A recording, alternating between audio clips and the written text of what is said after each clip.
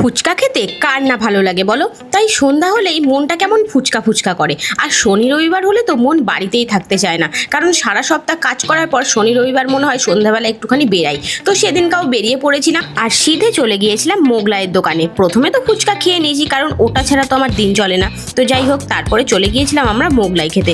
আর গরম গরম মোগলাই জাস্ট ভেজে ভেজে দিয়েছে, এত দারুণ টেস্ট আর এত পরিমাণে গরমও ছিল যে ঠিকভাবে খেতে পাচ্ছিলাম না। আর এইসব খাবার খেয়ে দিন দিন যেন আমাদের দুজনেরই ভুঁড়িগুলো বেরিয়ে আসছে, কিন্তু কি করব বলো, লোভ সামলাতে পারি না, না খেয়েও থাকতেও পারি না। তো গরম গরম মোগলাই আমরা ওখানে খেয়ে নিলাম। আর মোগলাই খাওয়ার পর এই দেখো 2 পিস বেঁচেছিল, আমি আর খেতে পারলাম না, সেটা দেব খেলো। আর খাওয়া দাওয়ার পর হাত ধুয়ে আমরা চলে গিয়েছিলাম থামস আপ খেতে, কারণ হজম তো করতে হবে, তাই না? তো থামস আপ খাওয়ার পরে আমরা কোথায় গিয়েছিলাম জানো? সেই দিনটা ছিল বিশ্বকর্মা পুজোর কিছুদিন আগের ব্লগ। তো আমরা চলে গিয়েছিলাম ঘুড়ি কিনতে। আমি তো ঘুড়ি কিনে বাড়ি চললাম, তোমরা কিন্তু আমার চ্যানেলটাকে সাবস্ক্রাইব করো।